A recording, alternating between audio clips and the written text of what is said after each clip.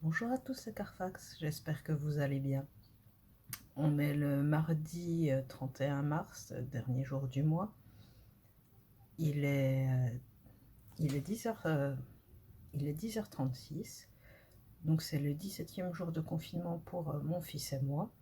Donc je vous retrouve aujourd'hui pour une troisième vidéo spéciale confinement pour vous raconter un petit peu ce qu'on fait, ce qui se passe et mon ressenti. Donc pour l'instant, pas grand chose de nouveau par rapport aux deux vidéos précédentes que je vous avais montrées. Euh, Quelques rumeurs disant que les écoles n'ouvriront pas avant le 4 mai, voire peut-être plus, ce qui nous fait encore un mois à la maison à travailler les cours à distance. Pour le moment, on est bien rodé, il n'y a pas trop de soucis de ce côté-là, on se débrouille. Ce qui est un peu compliqué, c'est pour le sport, puisqu'on n'a pas de balcon, pas de jardin, pas de, pas, pas de choses comme ça. Donc bon, mais pour le reste, tout va bien. Pour la santé, ça va à peu près de mon côté. Je suis juste fatiguée et quelques douleurs dans la poitrine, mais ça devient de plus en plus gérable. Sinon, j'ai préparé un drive pour la semaine prochaine. Ça a été très compliqué, très chaud. Les drives et les magasins qui livrent sont pris d'assaut. Ça se comprend. Donc voilà, je verrai comment ça se passerait à ce moment-là lundi prochain, je vous en reparlerai. Sinon, pour mon travail, pas de nouvelles supplémentaires puisqu'on est toujours confiné, donc télétravail et puis chômage partiel. Sinon, dans la petite vie de tous les jours aujourd'hui, c'est l'anniversaire de ma Minette. 3 ans aujourd'hui, c'est mon petit rayon de soleil. Je suis très heureuse de la voir. Et surtout, en ce moment en confinement, c'est vraiment top d'avoir des câlins. On fait la sieste ensemble de temps en temps. Bref, c'est génial. Donc voilà pour l'introduction de cette vidéo. Je vais essayer d'être un peu plus régulière dans la semaine si j'ai des choses à vous dire. Je continue à ne plus regarder les chaînes info, hein, ça me tape complètement sur le système, ça m'énerve. Donc voilà, j'essaye de rester zen et calme, de faire des activités qui détendent entre chaque corvée, on va dire. Nous sommes le mercredi 1er avril, 18e jour de confinement pour ma part. Petit point comme d'habitude. Donc j'ai fait le constat ce week-end que les gens ne suivent vraiment pas les règles au niveau du confinement. Je ne sais pas si pour eux c'est impossible de tenir plus que 15 jours, mais j'ai remarqué quand même que les gens reprennent leurs mauvaises habitudes, si on peut dire. J'entends de la musique, du bruit, des pleurs la nuit, mais aussi des motos qui roulent à fond tout ce week-end, des bruits d'ascenseur au milieu de la nuit, donc je suppose que les gens vont se balader en plein milieu de la nuit. Bon, je sais que j'habite une cité, mais c'était plutôt calme dernièrement. Je me demande vraiment ce que les gens ont dans la tête. J'ai du mal à comprendre. Sinon, j'ai eu des nouvelles de mes collègues aujourd'hui. J'ai appris que l'une d'entre elles a eu les mêmes symptômes que moi la semaine dernière, au niveau de la toux, mal de gorge et compagnie. Elle non plus ne sait pas si c'était le Covid ou une angine, donc on se pose toutes les deux la même question. On verra bien à la sortie du confinement. Donc je disais que nous sommes le 1er avril, le jour des blagues. On avait prévu de faire des petites blagues au travail, et là on ne pourra pas le faire, mais c'est pas grave. Par contre, j'ai vu sur internet que certaines personnes se permettent de faire des blagues au niveau du Covid en disant qu'elles sont malades ou des blagues de ce style. Par exemple, Kim Jae-jong des JOAJ a fait ça. Je trouve ça pas très malin, mais bon, fallait s'y attendre. C'est une blague facile à faire. J'ai vu qu'à Taïwan, les personnes qui vont se permettre de faire ce genre de blagues vont être sévèrement punies. J'ai pas lu tout l'article, donc je ne peux pas vous dire exactement quelles seront les sanctions prises, mais on ne rigole pas avec le virus. Je pense qu'on peut faire des blagues bien rigolotes sans parler de la mort des gens. On est le vendredi 3 avril 2020, 20e jour de confinement pour moi. Donc aujourd'hui, journée un petit peu spéciale puisque je suis tombée en panne de bouteille de gaz. Fort heureusement, mon frère est venu à ma rescousse. Je le remercie grandement. Grâce à lui, on va pouvoir continuer à manger chaud.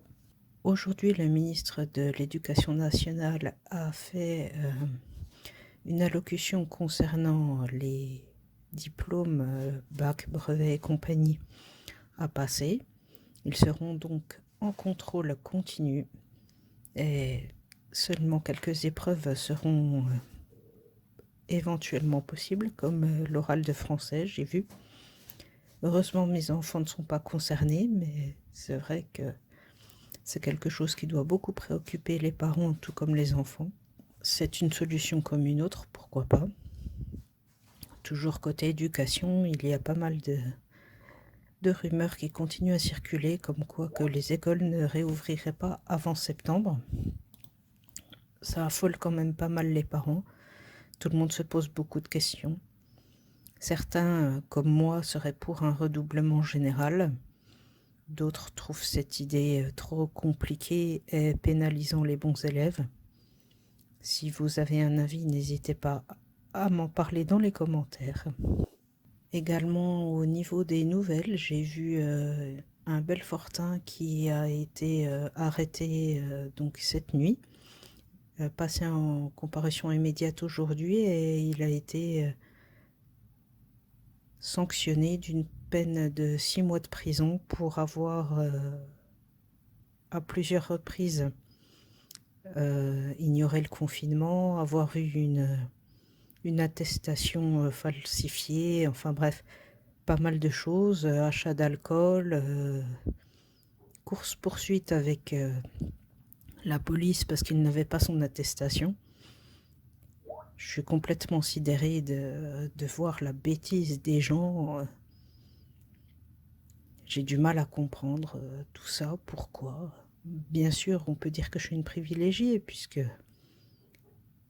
Enfin, on va dire ça comme ça. Puisque je ne suis pas dépendante de drogue, d'alcool ou de choses comme ça, bien sûr. Mais j'ai du mal à comprendre ce genre de personnes, ces attitudes. Pourtant, j'habite dans un quartier, j'habite pas dans un endroit huppé, j'ai pas de jardin, j'ai pas de balcon, je travaille certes, mais je touche même pas le SMIC, donc enfin bref.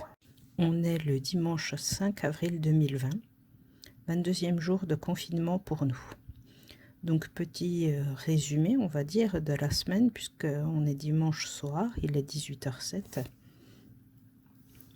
Sans revenir sur les examens qui sont passés en contrôle continu, pour moi, le gros souci, on va dire, de la semaine, c'est le relâchement partout en France des personnes qui ne se confinent plus. C'est quelque chose que je ne comprends pas du tout. Donc je vous ai fait une petite vidéo, je ne sais pas si on voit bien, mais par exemple ici, hein, c'est un exemple comme tant d'autres. Ça fait tout le week-end, donc 2 jours, où les jeunes du quartier s'amusent à faire du quad, de la moto, à fond les bananes, en roue arrière, etc., etc.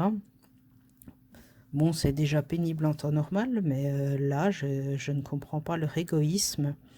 Comment ils peuvent se mettre en danger, eux et leurs proches, quand on voit le nombre de décès dans les EHPAD ou les hôpitaux ou partout, hein.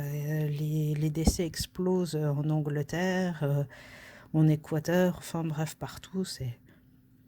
C'est un truc de dingue, je comprends pas. C'est sûr qu'il fait de plus en plus beau et chaud, hein, le soleil pointe son nez, ça donne envie.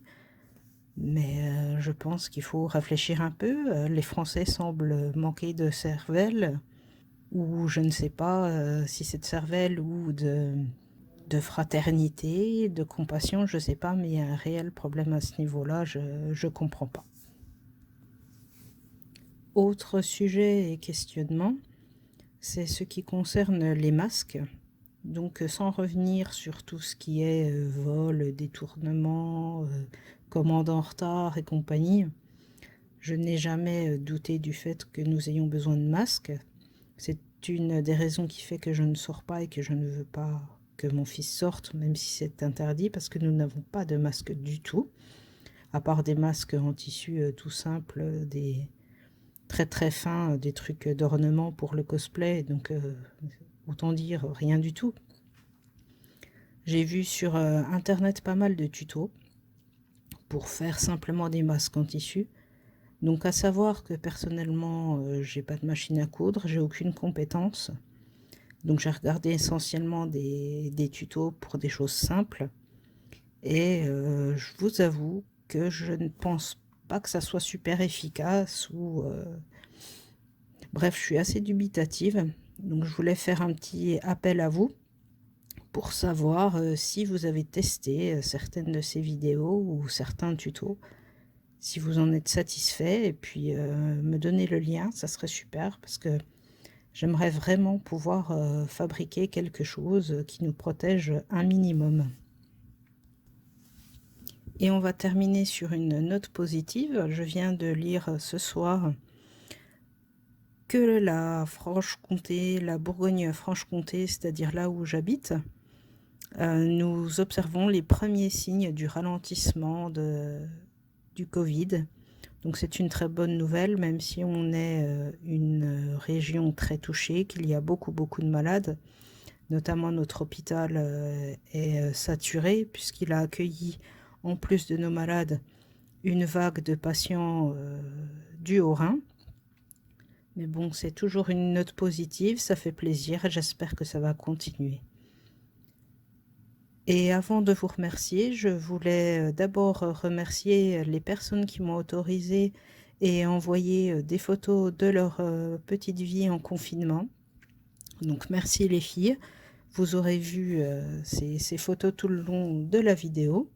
Si vous aussi vous voulez participer, n'hésitez pas à me contacter, soit par Facebook, soit par tous les moyens que vous jugerez bon. Et je me ferai un plaisir de mettre vos photos pour illustrer ma prochaine vidéo. Je vous remercie tous pour votre fidélité. Merci d'avoir regardé cette vidéo. Merci à ceux qui mettront un pouce, un commentaire ou qui s'abonneront à la chaîne. Un grand merci à tous et surtout prenez bien soin de vous.